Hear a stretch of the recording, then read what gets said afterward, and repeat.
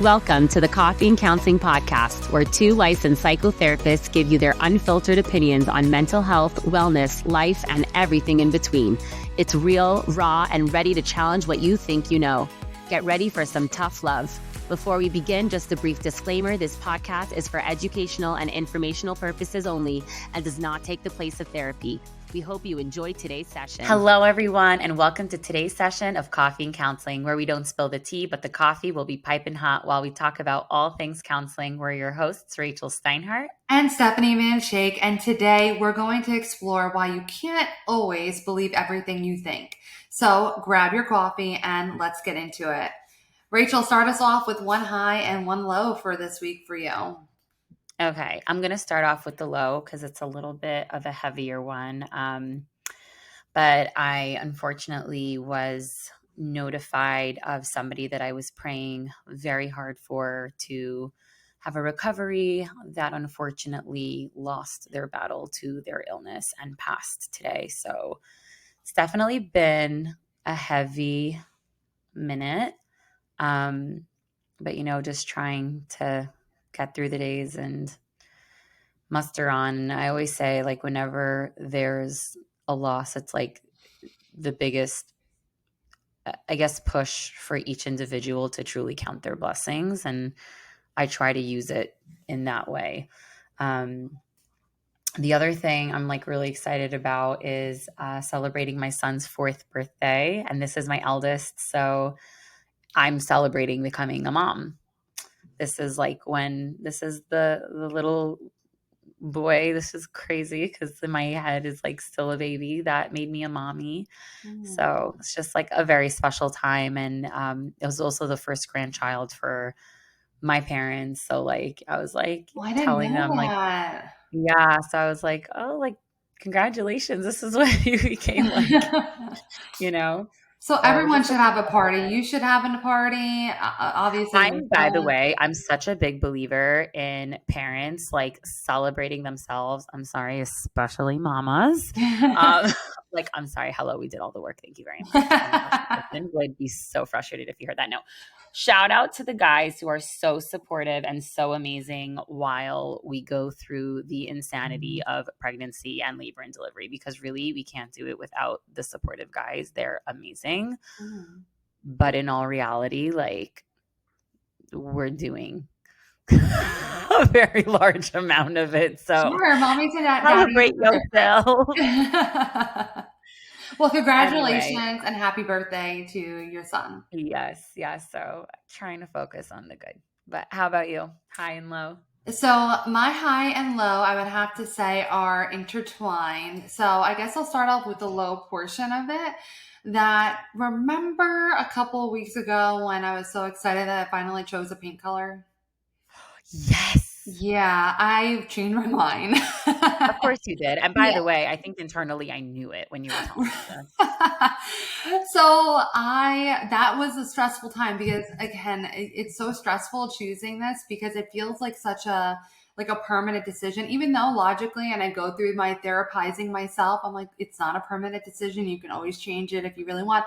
But although it's a lot of work. So no, it kind of is. I'm so sorry. It kind of is a permanent decision. It is because I'm not doing it again, probably for a while. So I'm like, okay.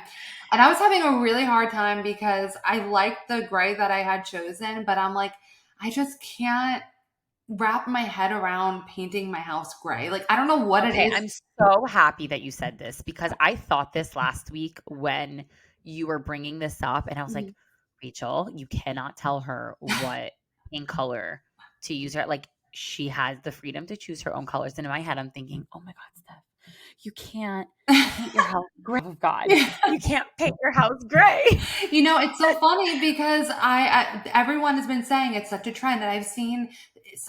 Who cares? I know, but I'm like, okay, maybe I need to be open-minded to it. So I got over 20 samples. I literally spent more money on samples than I'm probably going to spend on the paint at this point.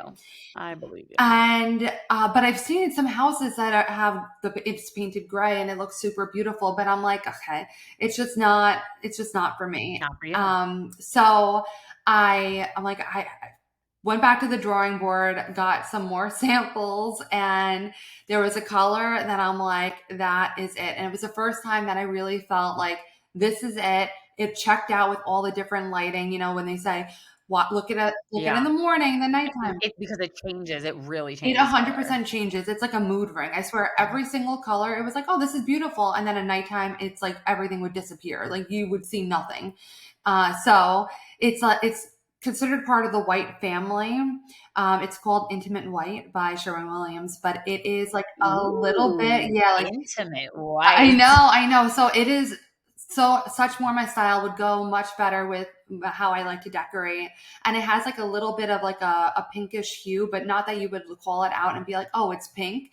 Or anything like that. So it has a little bit of color. It's still light and bright because I love light and bright. So I am very happy, and I will not change my mind this time, hopefully, because I'm I'll believe it buying when the I see pink it. in like 2 days. So it's a committed. I'll believe it when I see it. Okay. I'm like, I can't do this anymore. I have samples all along my wall, and it's just like really, really ridiculous. And I said, I'm like, listen, like, I'm serious this time. Don't serve me anymore because I have to pick from what I have. So Like when you go to the bar and you're like, no, no, no, don't give her you any more have to cut me off. I shots. have a problem over here. Oh my gosh. All right, That's so hysterical. let's get into now the topic of today's session and why we wanted to cover this. So, we're going to be talking about cognitive distortions and how they are sneaky ways that we may be operating from a place of faulty thinking. This often happens so much under the radar that we might not question it or realize it and recognize it as faulty thinking. So, we're here to bring awareness and maybe even call you out a little in a way that's still compassionate.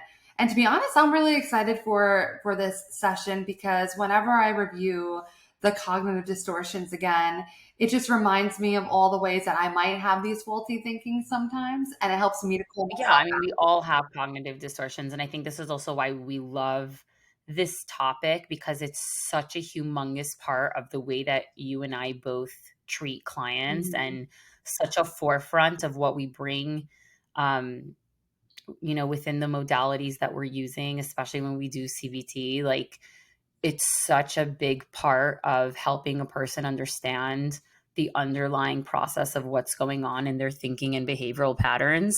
So it's just so universal. There's not a single person that I've ever met that like learned the cognitive distortion. They were like, oh yeah, none of those apply Yeah. to me. I've never seen that in my entire life. Mm. So it's just like a great conversation. And I think it also makes like anyone who's having a conversation with another person, it just makes you feel so it's so real to the human experience that we all, I don't want to say suffer with these, but like definitely it's an obstacle for most people. It's a struggle Um for sure. yeah, it's a struggle. So let's get into it. So Mhm. what are cognitive distortions? So let's just like put this in human terms. Cognitive distortions are really like tricky thoughts that your brain tells you that they feel really true, but they aren't. So they're like mental habits or shortcuts that can twist how you see yourself, how you see others, how you see the world around you.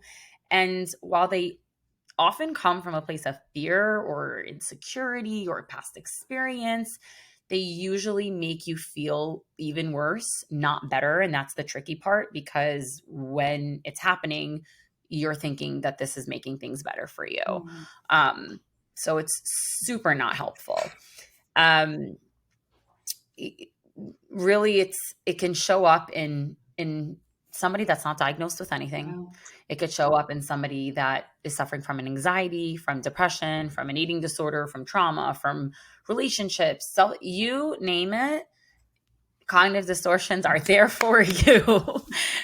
So that's why we said it's just very relatable. Totally. Um, and just something to like really be real with yourself. And we're going to talk a lot about being real and reality checking within the conversation of cognitive distortions because it's something exactly what it sounds like. It distorts your reality. That's exactly what it does. It distorts the perception of the world and the people and everything around you. So just keep this in mind. Just because a thought feels super true does not mean it's true. If your thoughts are making you miserable or causing extreme distress, maybe they're not as accurate as you think that they are.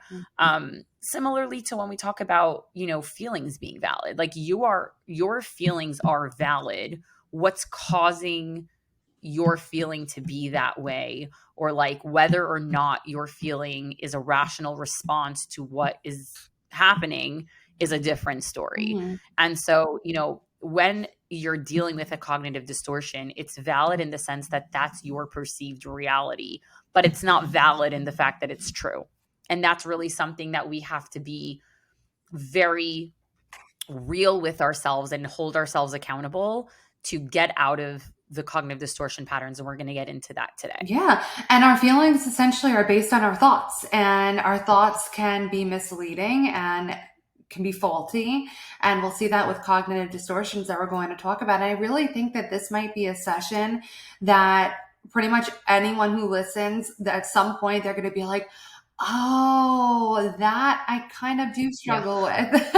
So if This is going to be the light bulb moment a episode. light bulb moment. So if any of you, whenever that does happen for you, if you're willing to share it, absolutely send us over an email or send us over on Instagram which cognitive distortion or distortions stood out to you and maybe that you might be struggling with. So to simplify, like Rachel was saying, cognitive distortions is a fancy way of saying faulty thinking patterns.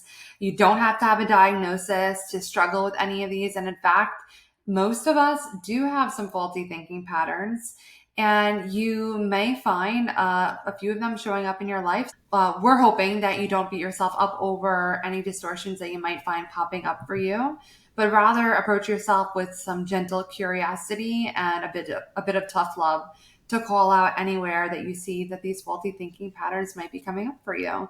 So we want to recognize it, call it out, and use some of the tips we'll discuss to help correct the faulty thinking. So we're going to get into the different cognitive distortions out there. So let's start off with one I'm sure you guys have heard of, which is all or nothing thinking. And you might also hear it as black or white thinking. It shows up where there's like two different options. And if it's not one or the other, or if it's not one, it's the other. And if it's not one extreme, it's the other extreme. You might find yourself thinking in extremes, or you might have a thought like, oh, if I mess up, then I'm a total failure. You might see this show up as a might as well mentality. So whenever you hear yourself say the words, well, I might as well, this usually is a very good indication that your all or nothing thinking is showing up. That, oh, I didn't wake up at 7 a.m. this morning like I wanted to. I might as well sleep in until 12, instead of recognizing that, okay, you didn't wake up at 7 to do the things that you want to do, but if you're ready to wake up at 8, then you maybe can wake up at 8. You don't have to just decide that that morning is totally done and there's nothing left to do with that. So what we want to do is reframe, ask yourself what's between the black and the white.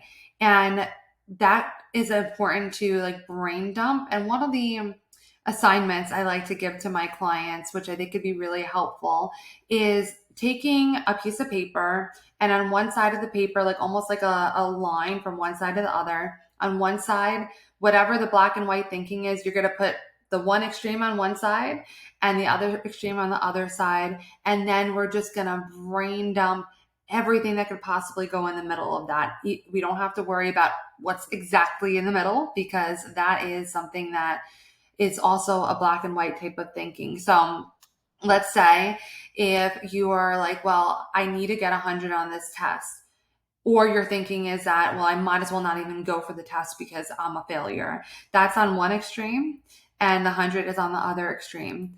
But can we recognize that there's a lot of grades in between in that specific example, and that maybe some of the thoughts that we could put that's in the middle is that 80 is still a pretty good test score, or hey, maybe I didn't get 100, but a 90 is still pretty good, or wow, maybe I got a lower score and I learned that I could study more. So there's some nuanced ways that we really want to look for how we could think between the all or the nothing, or the black and the white.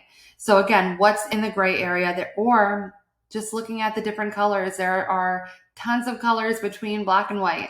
if we are looking at it from the color spectrum. So try to challenge yourself to think about what that might be, because the more we exercise that muscle of recognizing that there are things between the black and the white, then we're going to be more readily accessible. They're going to be more readily accessible when you need it in action.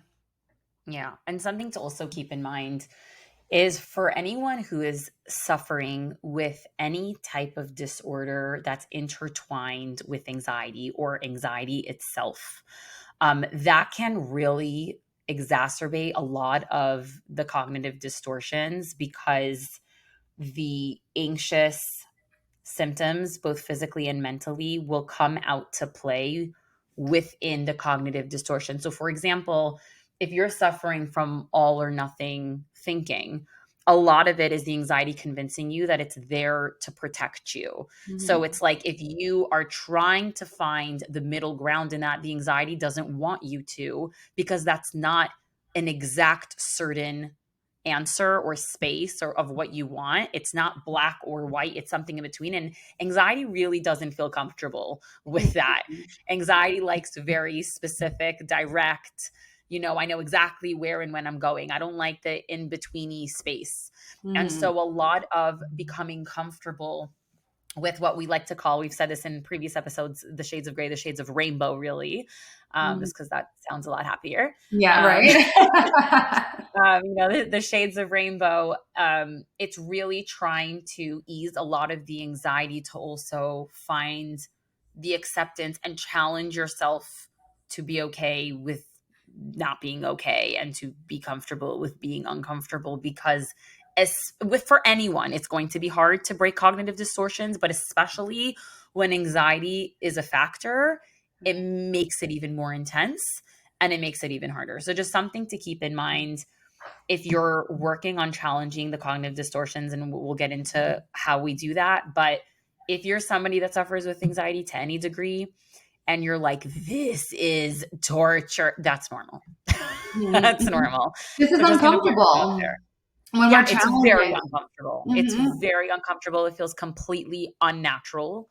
Yeah. And that is natural. So, Well, more than likely, if you are struggling with any one of these, you probably have found yourself in these faulty thinking patterns for quite some time and that you never really right. recognize them. So when we start challenging our thinking, it could be super uncomfortable. So it's a great point, Rachel, that you bring up. Start trying to get comfortable with the uncomfortable.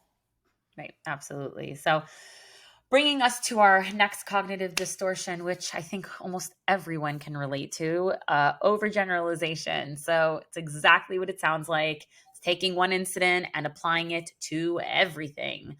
You know what? I use this in one of my favorite analogies that I actually was one of my first ever posts on Instagram, which is what I call the spilled coffee effect. This is exactly what I this use is. this so much If now. you wake up in the morning if you wake up in the morning and you spill your coffee everywhere, and in that moment you decide your entire day is horrible, right? You're overgeneralizing that one incident of the coffee spilling to the rest of your entire day, that your day is going to look horrible now, right?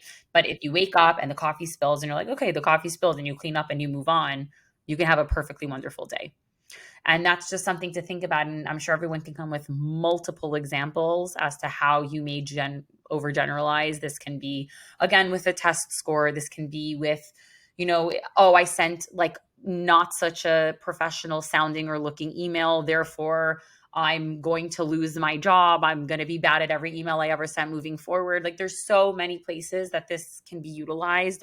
You had a not a picture parent perfect moment with your kids. So now you're like, I am the worst parent. I'm never going to be able to, parent my kids the right way. We can go on and Mhm. on and on. Right. So super not helpful, also super untrue.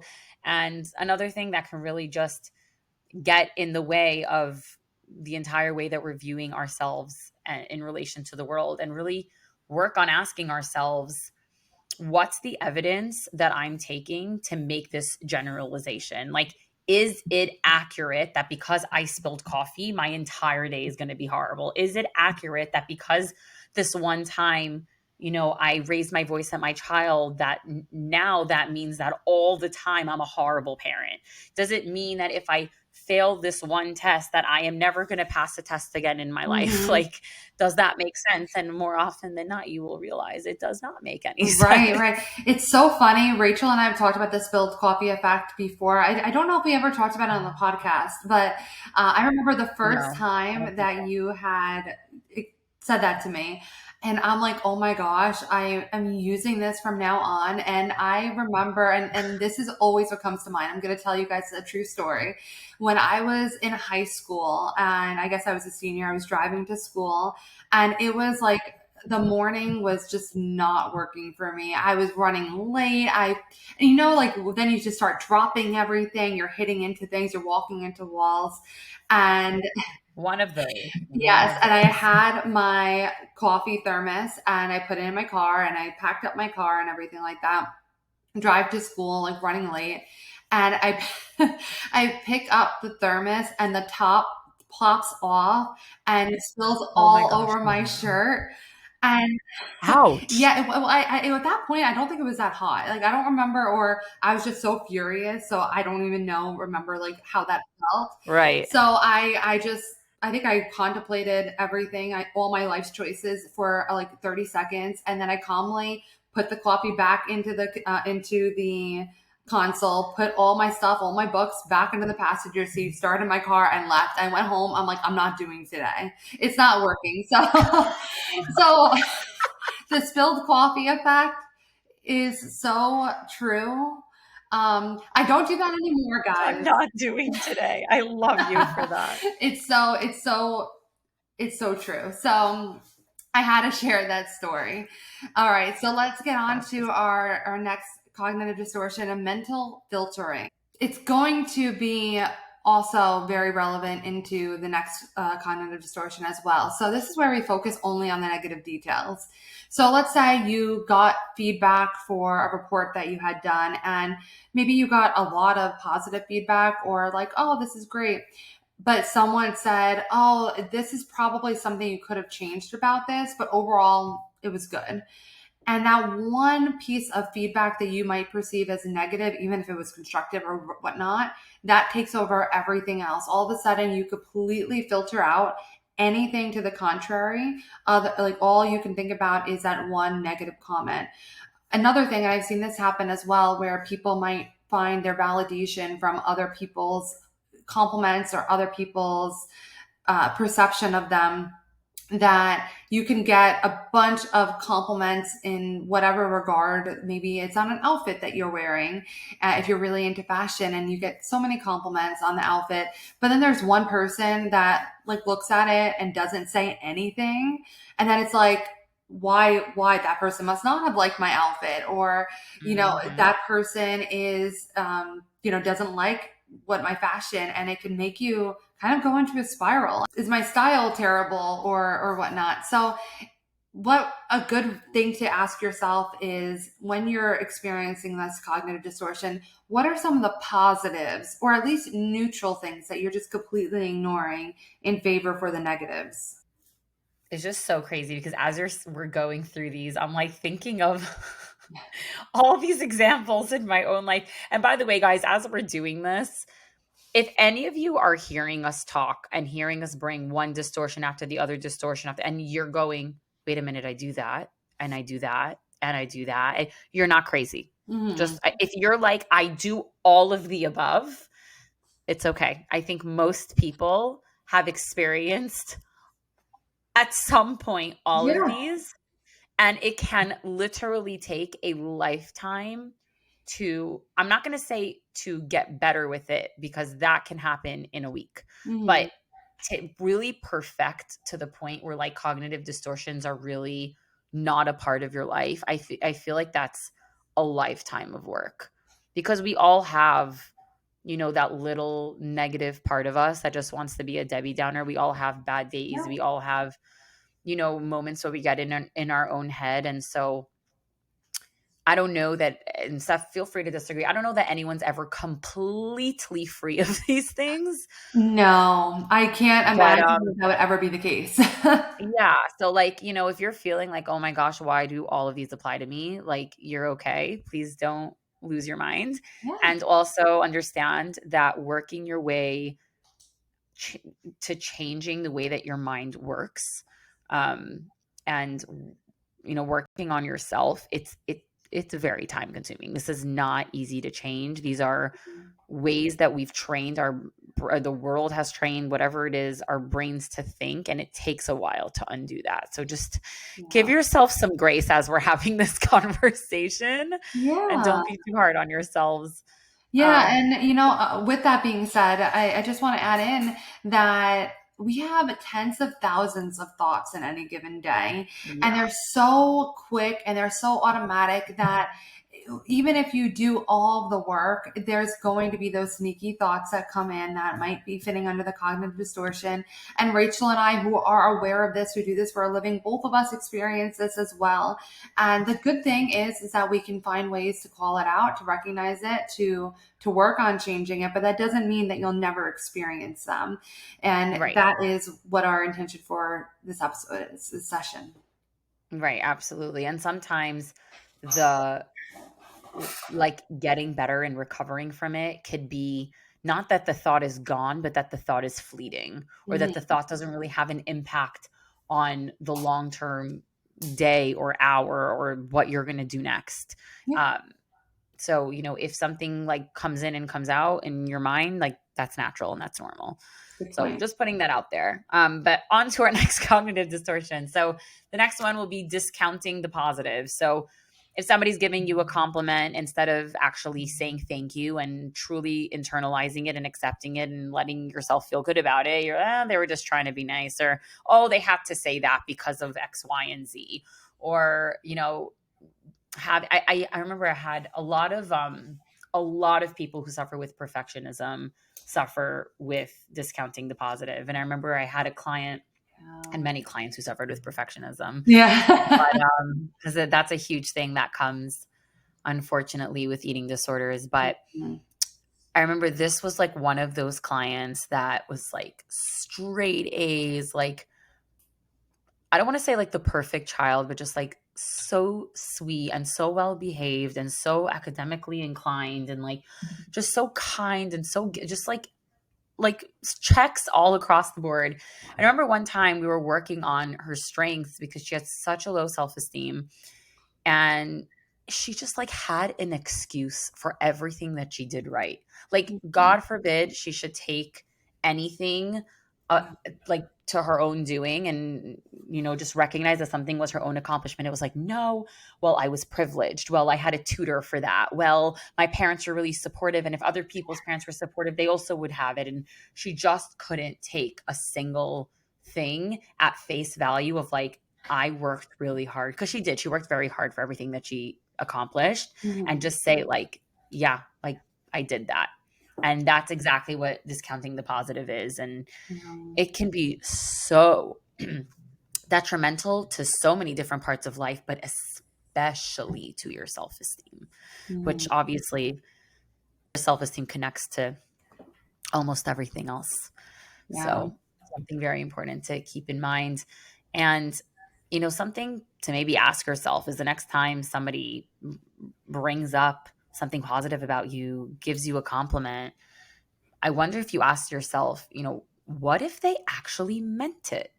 What if you actually earned what you have? Mm. Where would that leave you?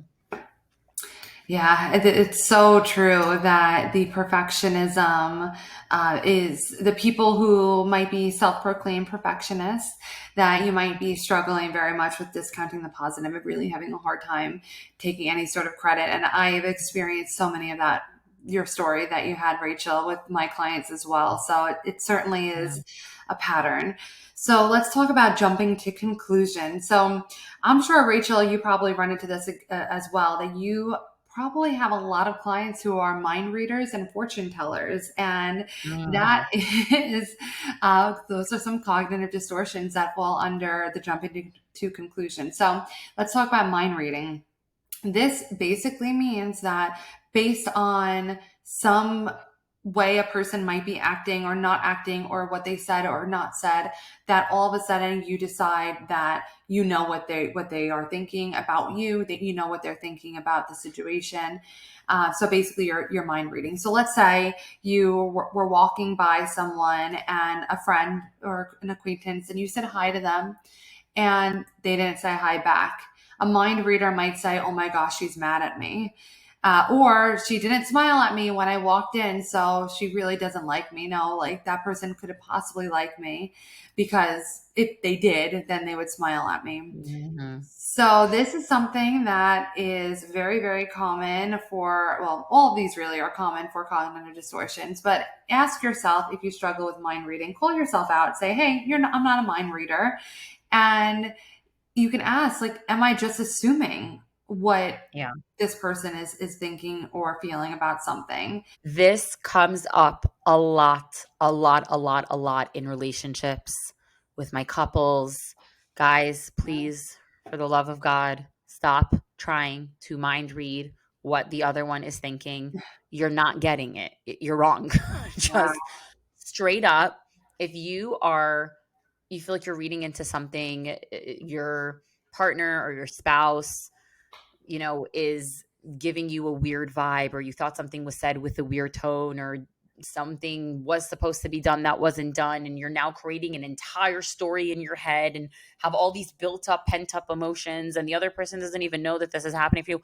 Please just communicate. Yeah. Communicate. Like, you are not gaining anything by deciding that you have created a whole universe that doesn't exist based off of a behavior that you have defined on your own, because Mm, that other person potentially has no idea what on earth you're talking about, yeah. and like isn't fitting the bill of anything that you've created in your head. So Mhm. especially in the place of relationships and relationship building, this is one of the worst things you can do when you're building a relationship or just maintaining a healthy relationship. Stop mind reading. Yeah. Please, please, please. If something is like rubbing you the wrong way, or your anxiety is getting the best of you, communicate with your partner, Mhm. please. Yeah. And depending on the relationship, what type of relationship it is, you be mindful about that, but ask if you really are Yeah. wondering if they're thinking something or feeling something, you can ask them. And I would be mindful about making sure that you're not constantly seeking reassurance, because that leads into a different issue that might be Yeah. happening. But Different territory. different territory, exactly. But again, just be mindful about that. And if you are assuming something of someone, maybe give them the benefit of the doubt to be able to explain themselves, or to Mhm. explain how they actually feel or what they're actually thinking. And Mhm. another way that you might be jumping to conclusions is by being a fortune teller. I don't know of any psychics that I actually treat, but a lot of my clients would like to think that they are fortune tellers, and I call it out with them as well. And you can just, all of a sudden, you're predicting the future, that you're like, I don't even have to go to this party to know that I'm not going to like anyone there. Or I don't even have to try out for this part because I know I'm not going to get it. You are Mhm. not a fortune teller, and you don't see the future. So you need to ask yourself, am I able to see the future? And probably, I would imagine your answer is no, hopefully, if you're being honest with yourself. Or can you ask yourself, is this actually fear talking? Is this my anxiety talking? And more than likely, you can come up to that conclusion that it is. So here's a gentle reminder. Again, you're not a mind reader, nor are you a fortune teller. Yeah. And something to keep in mind also with fortune telling, especially in today's day and age, manifestation is such a big thing. Self fulfilling prophecy is such a big thing. A lot of the time, we have to distinguish between the two. If you're fortune telling, what could end up happening is you are creating a self fulfilling Mm, prophecy of your intentions for that day. So like if you kind of like, again, kind of like the spilled coffee effect, where you're like, this is gonna be the worst day. And then you go out of your way to just like, the intention is set that this is going to be the worst day. And by the way, it very much works for the positive. If you mm, set a goal for yourself that this is going to be the best day, and like no matter what happens, like today is going to go well. um it's a powerful thing. It really, really is. And I remember, like, most people in my personal, my private life know this, but I'll share this here. Like, the best example that I can give for this was my wedding day. I think I grew up more with like the natural tendency of my brain fortune telling for the worse, honestly. And it's something I very actively needed to work on. And I remember the night before my wedding, I was just like, you know what? It's a wedding. Something's gonna go wrong. Like, it, it's inevitable, and like it's gonna be fine, because I don't care what happens tomorrow. I don't care what happens tomorrow. Tomorrow's gonna be the best day of my life. I'm going to be so happy. Like, this is gonna happen. I am going to be the happiest person tomorrow, and it's gonna be good. And like, Mhm. things, like, there were like knickknack, like tiny little things that whatever It's weren't natural. didn't go exactly as planned, and some were not so tiny, but at the end of the day, it really was one of the best days of my life. And every single person around me told me that, like, obviously they were it was very like intimate, so it was like very close family and friends, all said to me, I've never seen you happier in my entire life than on your wedding day. And like, I know a lot of people say that because like it's their wedding day, but for me it was just like, people are like, you were literally glowing, like it was contagious to the room. And I think it was the first time I was so dead set on something going well and being positive and having like almost a positive fortune telling and manifesting of like, this is gonna go well. And Mhm. so, just to put a more positive spin on fortune telling, like if you look at it as manifesting, if you're manifesting bad, I mean, good luck to you. And if you're manifesting good, a lot of the time good will come out of it. So it's just another thing to keep in mind. There is a difference between like deciding that you know what's going to happen versus like intention or manifestation for whatever is going to come that day, that situation, that event, that whatever. Mhm. So just Our a brains little are piece of my powerful. life, but yeah. Yeah, well, our brains are very powerful, and we Our can brains are powerful. set ourselves up negatively or positively. So it's a great point. Yeah.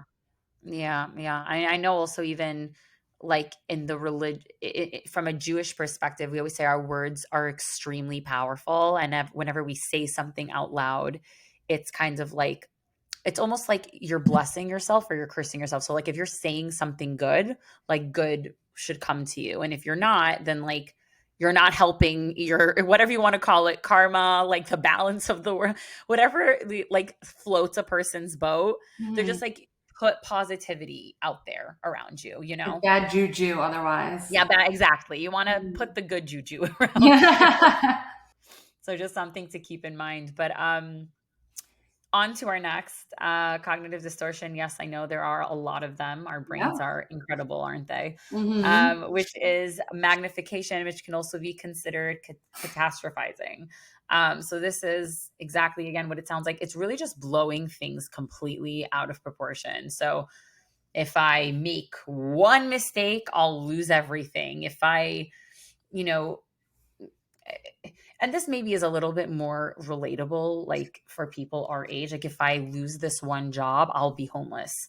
Like, can that eventually, maybe, potentially, yeah, but like, how likely is that for most people, that if something doesn't go right with a job, that they're going to literally become homeless? And unfortunately, something like that happens. And I think that's where our brain catches us, is sometimes, and anxiety does the same thing, where it will be like, there's enough truth to this that I can hold on to it. But then you really have to sit there. That's where the reality checking comes in, and ask yourself, of all the people who are put in this situation, how many times does somebody end with that type of result? Mhm. Because that's where cognitive distortions can really get you.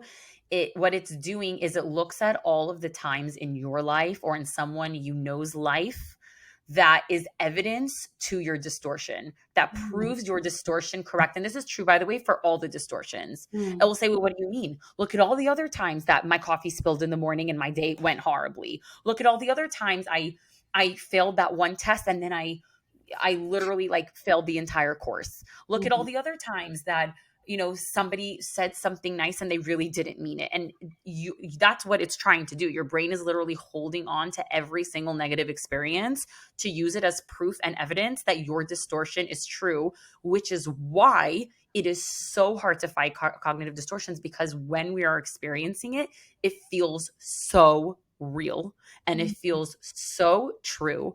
And you have to actively push that natural tendency for your brain to look at all of the evidence where this is true, and instead train it to look at all of the evidence proving that this is not true. And Mhm. that's not what naturally comes up for you. And that is why it is so difficult. Hmm.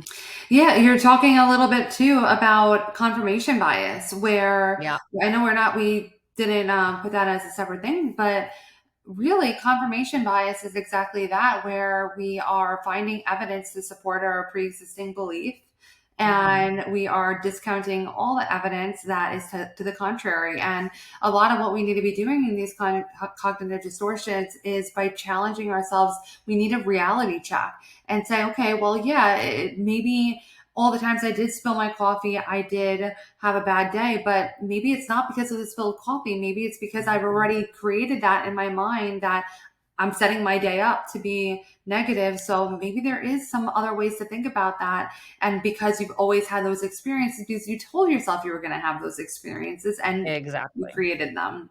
Hmm. Hmm. Brain is Love that you brought that up. powerful. Yeah, Yeah. yeah. So this goes to the point of minimization, which is the sister of catastrophizing, but it's the other way around. So it's downplaying the good. So Rachel touched upon it when she was talking about her perfectionistic clients, that you can have an amazing uh, promotion or an amazing accomplishment, and it's when everyone else is like cheering for you and like super excited, or when hopefully you can cheer for you, instead of that you're downplaying it, like, oh, it wasn't a big deal, anyone could have done it. Or like you did something that you were setting yourself out to do and it was a really big deal, but then all of a sudden it's not that big of a deal anymore, anyone could do it.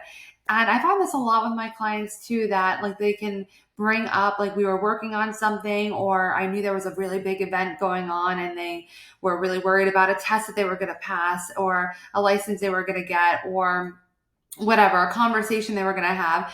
And I feel like I become like the biggest cheerleader. Like, I'm so darn excited for them. And then it's just like, they're like, yeah, it's not that big of a deal. And I'm like, wait a second, what? And that's something then we can of course challenge in our sessions. And we hope that you can be your own cheerleader when you do accomplish big things, to cheerlead yourself and say that that was hard, and you did do it, and you deserve to give yourself some praise and be excited for yourself and cheerlead for yourself. And if you are not really sure how you would approach this, you can ask yourself, well, if one of my friends or a family member or a loved one achieved this goal, would I be a cheerleader for them? What would I say to them? And then, like, can we give you some of that too? Hmm. Yeah, absolutely. Um, that brings us into our next one, which is emotional reasoning. So, this is actually very much connected to when I was talking about validating feelings. So, for example, if you, let's say you take an incident of, again, let's do the test. I failed a test, therefore I am a failure, or I feel like a failure, so I am a failure, right? You feeling like a failure is valid. Like, you really, there's validity, there's truth to the fact that that is actually how you feel. There isn't truth to the fact that you are a failure just because you feel like one. That's where this becomes Yeah. very iffy, and where we talk about in mental health the danger of like validating everything a person is saying. Like, you can say, yes, like, I see you, and that is your experience, and that is what you're currently suffering with, that you're sitting with this feeling of feeling like a failure. You are truly going through that. That's where the valid piece comes in. It is not valid that because you feel that way that you actually are a failure, right? Mhm. That's where this becomes a little bit tricky, where you have to separate, like, I recognize that I'm having the experience of an emotion versus because I'm experiencing this emotion is based in fact, or it is fact. Hmm. It doesn't make your emotion is not always the reality. And that's where what we really have to take away from emotional reasoning is being careful to, like, for example, not take feelings from the past to equal the truth of present time. Um, and really thinking, okay, feelings are real, but again, they are not always facts. They're Hmm. not always based in something real. And that's just a very important thing that we need to distinguish when we're talking about emotional reasoning. Hmm. I see this a lot in trauma where there Mhm. might be that initial nervous system response for maybe there's a trigger or maybe even not, but just the post-traumatic stress that maybe there's panic that starts up and then we use that as emotional reasoning and that it's Right. like, oh, because I'm panicking, there's something to be panicking because of. About, right. And that doesn't necessarily mean it's true. In fact, it might be just because of your prior experience, but it doesn't mean that in that moment you are in danger. So it is really important to challenge this and ask yourself, like, where is this coming from? Is this coming from a dysregulation? Is this coming from some old stuff that I'm still working through? Or, is it, am I just using this to justify my fears? And so, trauma and amongst other things, we definitely see that come up a lot in. That's such a great point and such a good example, Steph. Thank you. Of course. So let's get into the should statement. So at any time I hear the shoulda, woulda, couldas, those are usually a way that we, something that we need to adjust and challenge. So whenever I hear my clients start saying, I should have done this, yeah, well, I should have done that, I always go to the should have, would have, could have. We can always should do something, could have done something, would have done something, but really, how much is that helpful? And I think that for sure there is some way that that can be helpful, that okay, maybe it can be helpful for you for the future to say, if this happens again, maybe I would act in a different way, and we can look Mhm. at that in a helpful and productive way. But when it comes to a cognitive distortion, it's not that. It's something that it's a judgment, and it usually comes along with perfectionism, shame, guilt, and it might look like, oh, I should be doing more, or I should be better by now. And this is really problematic because, again, it sets you up to feeling not so great about yourself. But also, where is it coming from? Like, why do you feel that you should be doing something? So you might ask Mhm. yourself, let's say if you are trying to wake up early in the morning, because I know I used an example like that earlier on. If you try to wake up at 7 a.m. because you just always were told that you should wake up early, you should get the day started early, well, ask yourself, like, is this actually something that you want to do? Is there actual a reason behind it? Or have you just absorbed this from society that, like, I actually Mhm. wish I could, and my life would support me sleeping later and just being up Yeah. later. And if that's the case, that's totally okay. And another way is to ask Mhm. yourself, is this actually my inner critic showing up and trying to make me feel a certain type of way? That might also be what's leading you to those should statements. Yeah. Yeah. And I think that this is a cognitive distortion where intention is so important to bring into the conversation because, like you said, and we talked about, some of these cognitive distortions can be tricky. Like a should have, would have, could have can potentially be great in holding ourselves accountable and watching our growth journey and bettering ourselves for the future. We're not taking away from that. And Steph and I are the type of therapists that are direct, that they're like, okay, you should have done that. Great. So what can we do next time? Right. We are Hmm. those type of therapists. But when this is coming from a place of you're just sulking in something negative, you're not actually trying to improve yourself, you're just looking for reasons to be stuck in the past, or you're not actually moving forward from it, or you're just basing the should have, would have, could have, again, like Steph said, in other people's reality of what should have been done. Also, the lack of giving yourself the grace that a lot of the time in these situations when those words are coming up, it's like in hindsight, okay, should have, would have, could have, hello, but like Mhm. give yourself the grace of what you were doing when you were doing it. And you know what? If you look back and you're like, I don't need to be giving myself grace for that. Okay. So then, like, hi, move on and do better Mhm. next time. But like Yeah. sitting in that is not taking you anywhere. It's not accomplishing anything. And that's really, for that particular cognitive distortion, what we really need to internalize is sitting in the space of should have, would have, could have is not servicing you whatsoever. Mhm. There's something to really keep in mind. Um, Next thing is labeling. So this is when we're attaching an identity to a behavior. So I answered a question incorrectly. I am stupid. Like I made a typo in an email.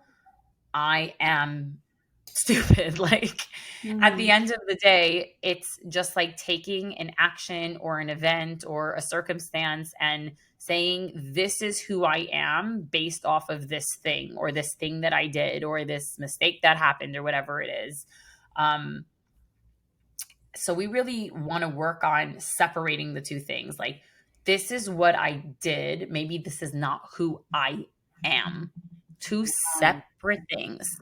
We Mhm. don't need to put labels on, again, it's called labeling, right? We don't need to put labels on ourselves as human beings, as individuals, based off of a thing that we did, right? Mhm. And I think that this is where the evidence piece loves to come in and goes, what do you mean? If you murdered someone, you're a murderer. If you Mhm. robbed someone, right? And so that's where this can get tricky. Yeah. And again, I think it becomes about reality checking and intention, right? So even let's take the craziest scenario. If somebody murdered someone, they're a murderer, true. Okay. They are also maybe someone's child, maybe really good at art, maybe a brother, maybe, you know what I mean? And Mhm. so that could be part of their identity. And even in that completely extreme case, there's other identities. And the reason labeling can be so damaging is that a lot of the time when we associate the behavior with an identity and vice versa, it almost becomes our entire identity and like the entire focus of who we are. So it's Mhm. not just like, oh, I made a mistake, I'm so dumb, and like you move on. It's you're like really internalizing it. And now you're just working from this framework of I'm dumb.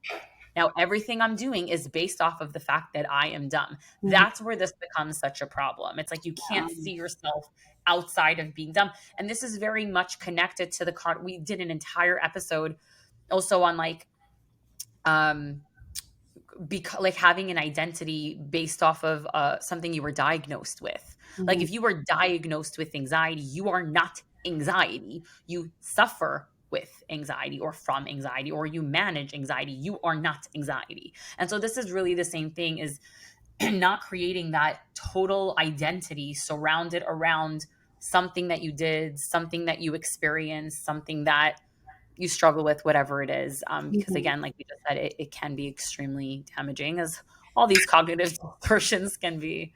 Yeah, that's certainly a pattern, but it's really interesting the example that you use. Obviously, an extreme one, but this is such I love that you bring it up to that type of extreme because the danger in that as well. Like if you have murdered someone, you sure you're a murderer, but if that's the only thing that you are, then that just gives you carte blanche basically to continue doing that thing. It's like a self-fulfilling Mhm. prophecy, and we don't want that. And obviously, again, albeit a very strong example, a very extreme example, but I see this a lot with my clients, not murderers, but where maybe they were called something, maybe someone put a label on them and then they took it in for themselves. Like, let's say someone said, you're like really selfish. And that can be then something you take on and you internalize, which we'll talk about in a moment, but that you take on yourself and you start labeling yourself as a selfish person. And what I try to distinguish is okay, there's being a selfish person and there's acting selfishly. It's kind of like what we're told to say to children. You're not supposed to say you're bad, but hey, that's a bad behavior. Very different things. Mhm. So it's very important that we do this in adulthood as well. Yes, we are more able to cognitively separate them, but we really need to use that in our language as well. Maybe you did something that was a selfish thing. It doesn't make you a selfish person. And maybe you didn't, depending on the situation. Maybe you actually didn't engage in anything selfish. But if you take that label on for yourself, then it makes it where there's no room to grow, there's no room to change. So let's move into, I mentioned it briefly, internalizing. It's also called personalization. And it's just blaming yourself and bringing things inside that you are to blame for things that are outside of your control. Let's say if a friend is sad and you might think, oh, it's because it's something that I did. And it's taking that in to you and affecting you in that way. And because it's your responsibility, even when it has nothing to do with you. Or my partner seems frustrated, therefore it must have been something that I did. And again, bringing your blame inwards. And it's important then to ask yourself, like, am I really responsible for this? Is there something else that might be going on that might be the reason that this extraneous circumstance is happening, or why my friend is sad, or why my partner is frustrated? Mhm. Is it absolutely me? Right, right. And then there's the external version of personalization, which is really blaming, which is the opposite. Like you're completely placing all responsibility on others, saying, like, okay, I can't get better because my partner isn't supporting me, or like, I can't fix this thing that I have been saying I'm going to fix for the past year because I don't have enough money to do it, or whatever it is, right? And just constantly blaming external factors instead of looking inward and saying, maybe this is like a me thing. Mhm. Um, so that's where you would really ask yourself, where do I actually have power here? Or where do I have the control to make a change? Mhm. So now that we got through that very long list of cognitive distortions, again, not always are those the only ways of faulty thinking, but it's really a good start to have a good understanding as to where you might be experiencing faulty thinking. So let's talk about how to spot and stop distortions. First and foremost, we need to be aware. And I always say this with my clients, if we're not aware of something, there's nothing we can do about it. So we need to bring it to our awareness level.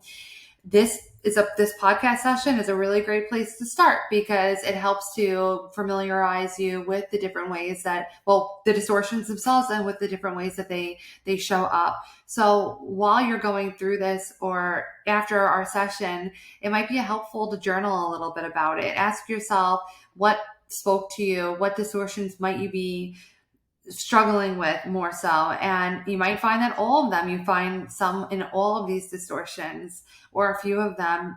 Write them out, write the different ways that you're struggling with those distortions, and then call it out. Is this my all or nothing voice? Or am I being a mind reader right now, or a fortune teller? Yeah, maybe it sounds like I'm emotionally reasoning again. And then you can do a reality check or a gut check. Ask yourself, would I say this to a loved one? If not, it might be a cognitive distortion. The next step would be reframing, and you can do this by using Socratic questioning that we call in the therapy world, which just basically means like, what's the evidence for this thought? And ask yourself what else could be true. Like if someone didn't respond to you in a text, you might automatically have a distortion where it's like a personalization that, oh, it's because of me. They're mad at me. Or every time someone doesn't respond to me, this is an overgeneralization that it's because I did something wrong. Ask yourself what else could be true. Our brain likes to make sense of things. And oftentimes, when we have missing pieces, we start to make sense of it with things that make the most sense for us. So if you struggle with thinking that you are always doing something wrong, or people are always mad at you, you're going to fill in the blanks with things that fall into those categories. So maybe if your friend didn't get back to you, can you ask, well, what's the evidence that they're mad at you? Did you do something? Did they say they were mad at you? Are they acting weird in any other way, or acting like they're mad? Or when we ask what else could be true, could they Mhm. be having their phone silenced? Could they be busy? Could they be going through something? Could they have opened, and I'm so guilty of this, opened the text and then forgot about it and then didn't respond Mhm. after that? Rachel, I know we both talked about this. We were both so guilty of it. I try. but it's hard. So, reminder, you are absolutely allowed, and we encourage you to challenge your thoughts, but don't confuse comfort with clarity, because growth comes when we hold ourselves accountable, not when not when we coddle our faulty thinking. This really brings us to what Steph and I like to call our 3 C's. This can probably be done really quickly. Um, and you can do this in your mind, you know, day to day, break it down. It will take time for you to get to the point where this comes automatically and comes quick. But once you get the hang of it, I think like a lot of mental health tools, this will just be like a quick 3 C's: catch it, check it, change it. And the more you practice it with the various cognitive distortions, the faster and better you'll be at it. So let's start about catching it. This is really just about bringing the awareness like, ooh, that was a cognitive distortion. This step is really just about identifying the automatic thought, whatever is triggering that emotional response or that behavior, that thought. Ask yourself, what just went through my mind? What emotion did I feel right after that thought? What was the situation? And this is really to help break it down. When you're doing this quickly, you could just be like, oh, that was a cognitive distortion, and leave it at that. So thinking like, okay, I saw my friend didn't respond to my text, and my first immediate thought was, oh, she's mad at me. And then I immediately felt anxious. But if you're catching it, it could be like, okay, nope, that's a cognitive distortion. It could be that quick. Mm. And with practice, it can be that quick. The next is like checking it. So really that's where reality checking comes in. And Steph and I are very big fans of reality checking. We use it a lot in our sessions. So we want to evaluate whether our thought is accurate, helpful, or based on any known cognitive distortion. So asking yourself again, is this thought 100% true? Like, what evidence do I have for it or against it? Am I using a distortion like mind reading or catastrophizing or all or nothing thinking over here? Would I say this to a friend? So this is where you're like really calling yourself out. So example, like, okay, maybe she's been really busy lately. I don't know that she's mad. I'm just assuming. And it looks like I'm probably utilizing mind reading right now, and it's not helpful. So doesn't, it's not so hard, and it can really just help snap you back out of it. And then the last C is just change it. So replace a distorted or unhelpful thought with a more balanced or compassionate or realistic one. Ask yourself, what's a more accurate or fair way to look at this? Like, what would I say if someone else had this thought? What's a more empowering or productive perspective? So maybe she hasn't had the chance to reply yet. And, I'll just check in later if I'm still concerned, but I'm not going to jump to a conclusion. And this might not feel natural in the beginning, but eventually you're making it so that you are actually changing the action and thought and behavior and emotion, everything that comes with it, until that becomes the more automatic process. So why does this work? You're breaking the cycle between thoughts and emotions. Also keep in mind, guys, psychoeducation, educating yourself on all of this is so, so strong. It's so powerful. Having the knowledge to understand what is happening for you, why it's happening for you, what is going on. And I think we've talked about this in a previous episode. For example, like with anxiety, if you don't know what anxiety is, if you don't know what a panic attack is, and all of a sudden you're having the physical symptomology, you're like, oh my gosh, what is happening to me? Or I'm having a heart attack, or what is going on?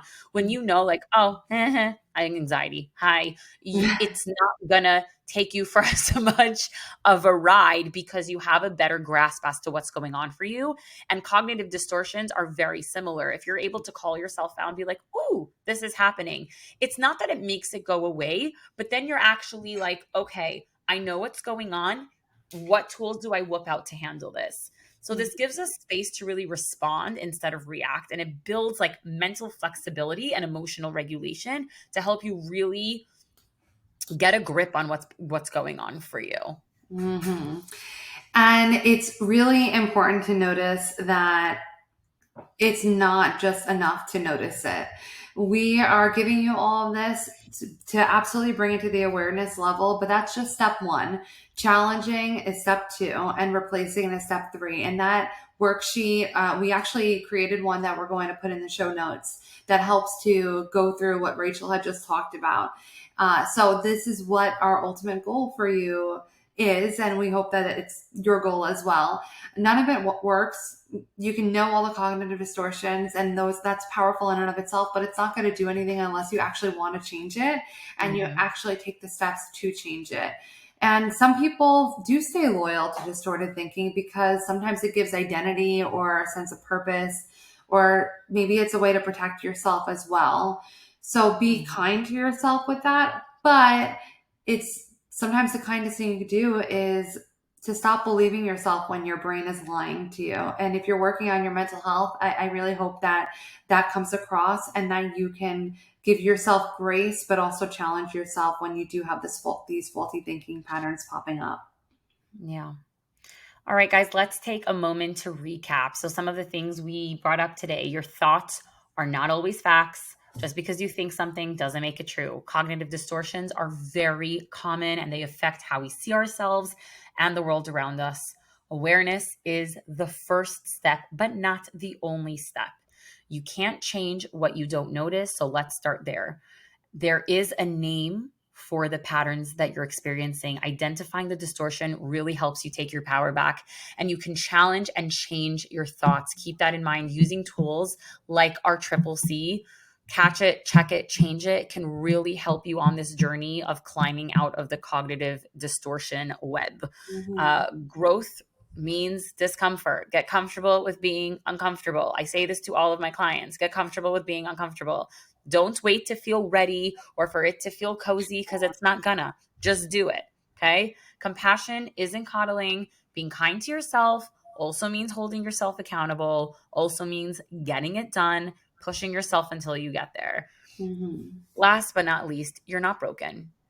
You're not crazy. You're not losing it. Your brain is just repeating what it learned, and you can teach it something new. And so many of us, if not all of us on planet Earth, deal with cognitive distortion. So you are not alone. And together we can hopefully work your way out of it. Mm-hmm.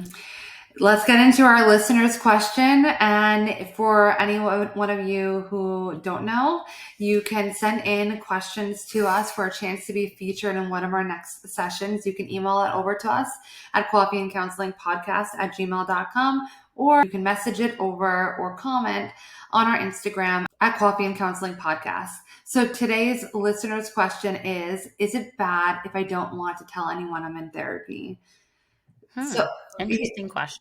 yeah, and my thoughts are no, it's not bad. You are empowered, and you have the right to keep that to yourself if you see fit. But I would encourage you to ask yourself why you might be feeling this way, and Took if the you're exact words out of my mouth, Steph. I love it when you do that. great My first minds think thought was, alike. okay, sure, but why? Yeah.